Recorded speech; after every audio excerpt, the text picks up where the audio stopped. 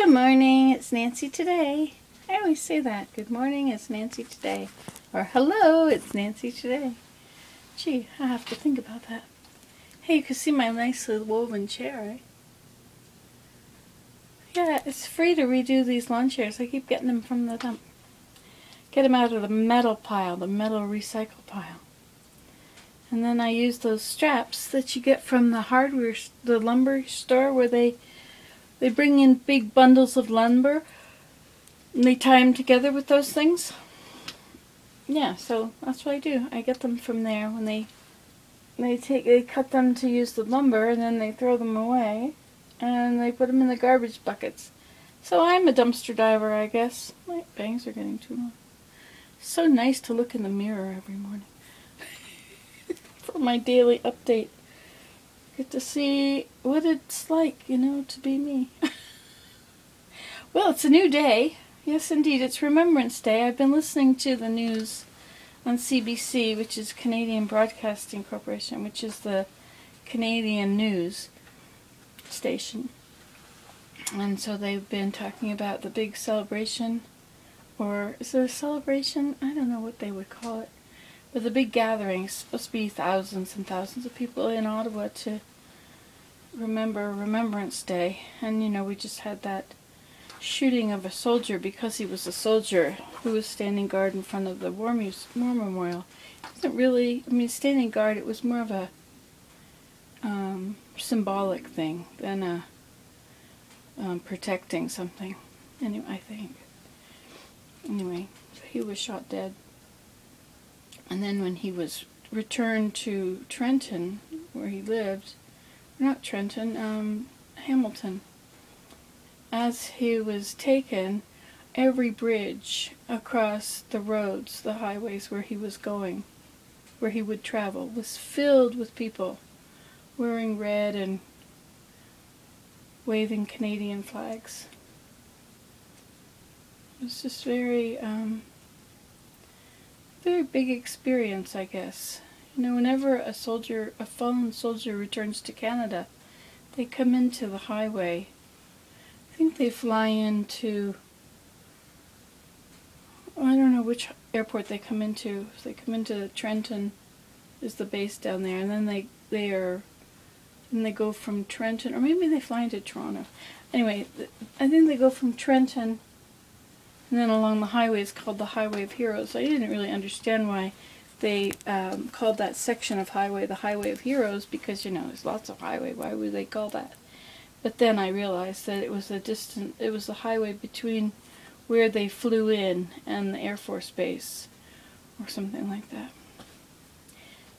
So it was, yeah, that's what it was. They would be arriving at Trenton by limousine or whatever they do that with. Anyway, so today is Remembrance Day, and I'm really grateful. What would the world be like if the Nazis had won? They would have continued to take over. How far would they have spread before people, well, I guess you'd have to have soldiers that would combat them somewhere along the line, or they would just keep going. I don't know. I'm not sure what difference my life would have in a society like that.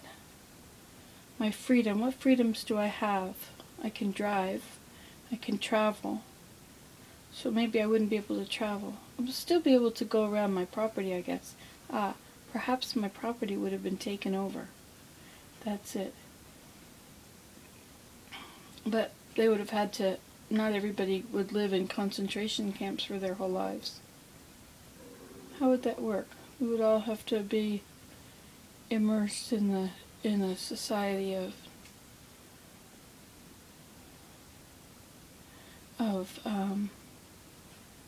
dictator control. I think the greatest dictator on earth was Muammar Gaddafi. Greatest, most infamous. And yet he was named as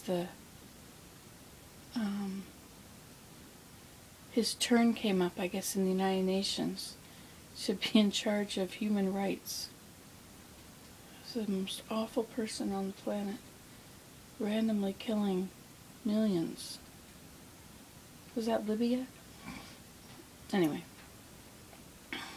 I'm very grateful that we have been protected. I'm grateful. I think the hand of God has had a big part in being protected.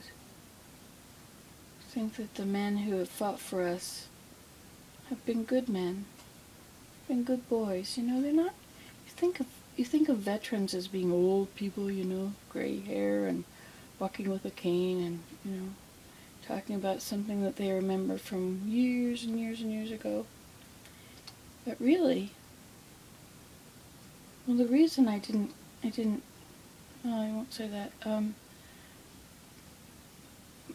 But the people that go fight in these wars are kids. You know, they're 18.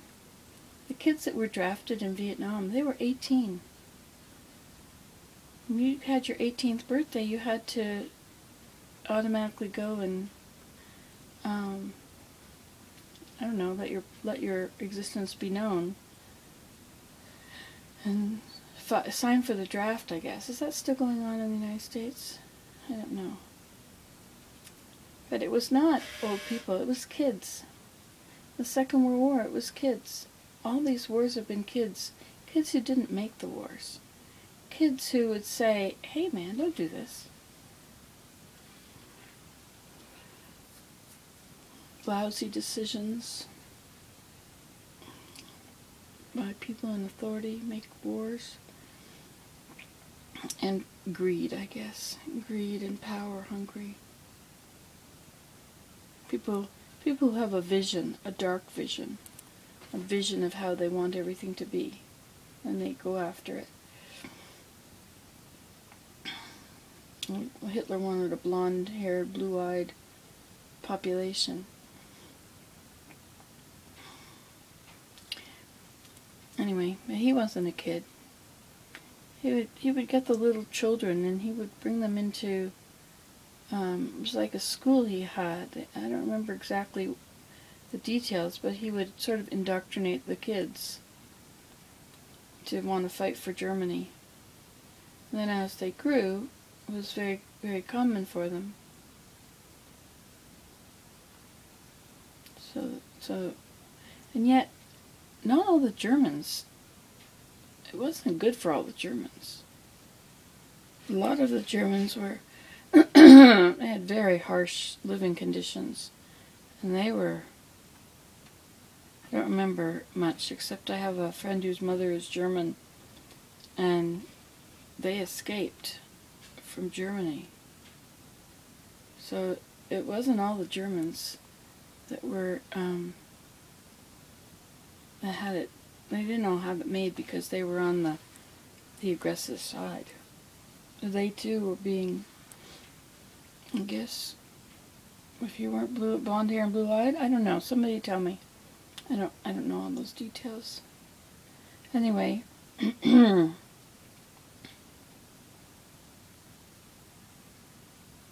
so today is Remembrance Day.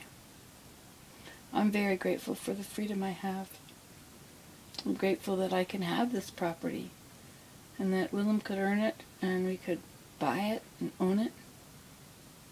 I'm grateful that we can do what we want as we retire. Nobody's telling us that we have to do something or work in a certain place. We have the freedom to choose what we want to do, where we want to work or not work. I'm retired. Did I tell you that? I'm retired from housework and dishes. Cooking and housework. But sometimes I do it just because I like to. Anyway, so today's Remembrance Day. It's kind of a somber day. It's kind of it's important to remember. You know, all through the Bible, it talks about remembering. Remember what the Lord did for you. Remember remember how the Lord brought the people out of the land of Egypt. All the Bible is about remembering, or so often It's remembering, because it's when we remember that we stop taking things for granted. It's when we remember what a close call we had. You know, in Germany, it was quite a close call. You know, D-Day, those boats kept coming. I mean, the Allied ships, there were many ships, and they got out on these beaches that were protected by the Nazis with their intense artillery, and these boys ran ashore, and they were just gunned down in the water. Wave after wave of them was gunned down. You know, and only, like, you might have 50 going, and one would make it through, and then 50 more would come, and you might make 5 through it. You know, and 50 more would come, and, I mean, the people amount of people that were sacrificed so they could kill one Nazi, another Nazi, another Nazi, until finally so many men had fallen, but yet enough were still coming that they had shot those few, or in comparison, few Nazis who were protecting the beach. Somehow they were able to take over. I mean, what a huge sacrifice. And they must have known what they were going in for, and yet they were all determined to make it. And because of that, it was a huge thing. It was just like so many. It reminds me of, you know, seeds from a pod. And all the seeds go and blow, but how many actually grow from it, you know?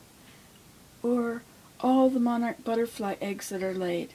How many actually go? It's 1% that make it, that become butterflies. The rest are eaten along the way. And this is what our boys did. Thrown to the wind like that, and only a very few got through.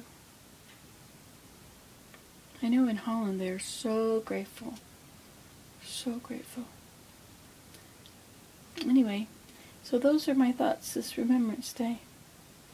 Talk to you later. Bye.